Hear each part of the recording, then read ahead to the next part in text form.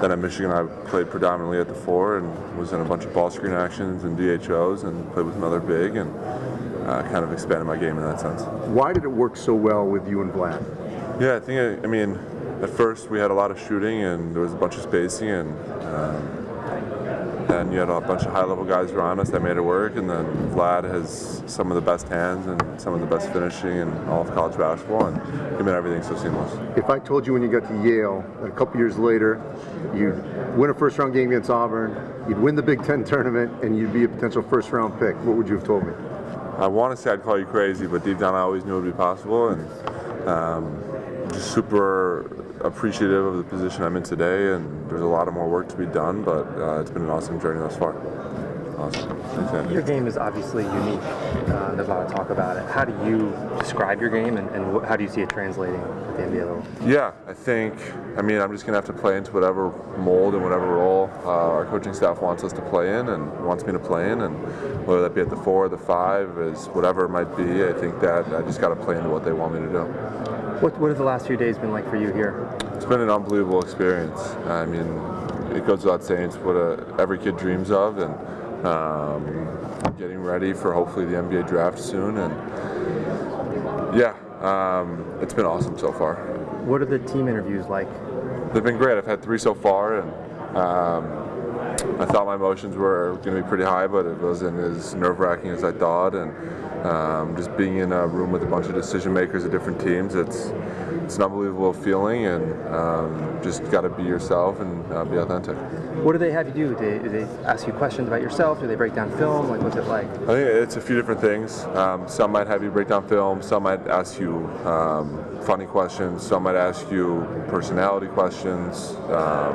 They'll ask you about your past, why you're in the position you are in today, expectations. It all varies. What are you trying to prove? Like today, obviously, skill set wise, we know you're a 4 stretching big. But what were you trying to prove at the combine? Yeah, so I didn't really get to play. During testing, I think that I think I tested pretty well for my size, and so from that extent, I guess that, and I didn't shoot it as well as I would have wanted to, and it's something I'm excited to show teams in the next few weeks. What are you trying to look when you watch film? Is there any certain players that you're trying to take stuff from?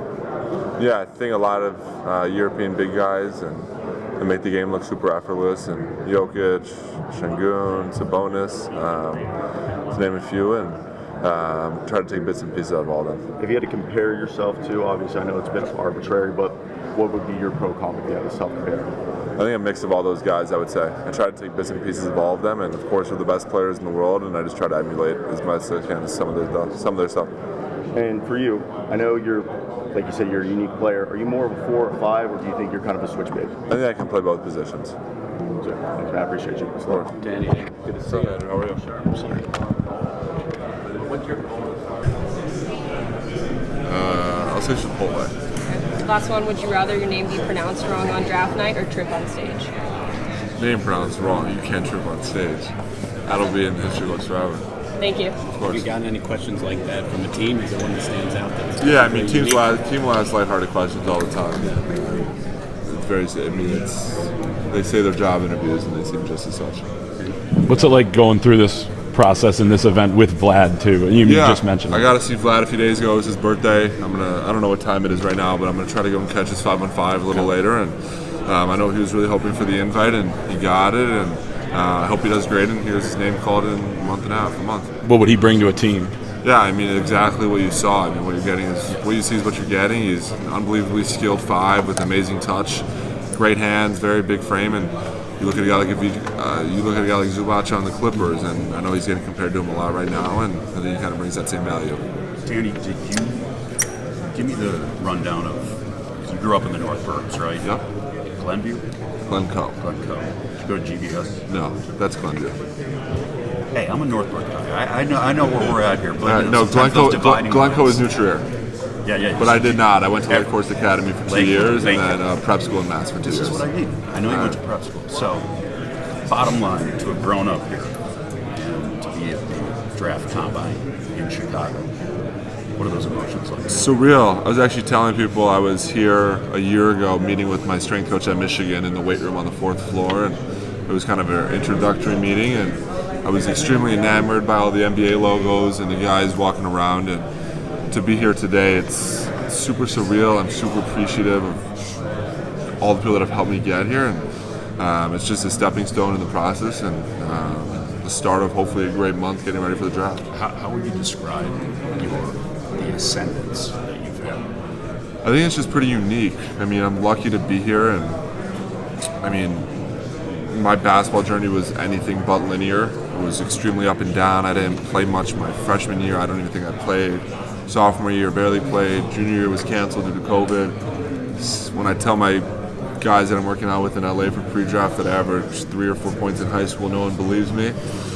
I mean, a lot of the other guys in this room averaged 20 a game in high school and are one and dones, and then there's other guys who really had to just persevere. And of course, everyone comes from different backgrounds and situations, and I was lucky to have great coaches along the way to help me develop, and had a great 2 years at Yale and had an amazing year at Michigan, and super thankful for everyone that's helped me get here. Were you a big love the Bulls growing up? Of course, yeah, I grew up a big time Bull. I grew up. Some of my fondest memories of as a kid were going to Bulls games with my family, I would say. And watching who play? D Rose. D Rose in Yeah. his prime. What would that opportunity be like?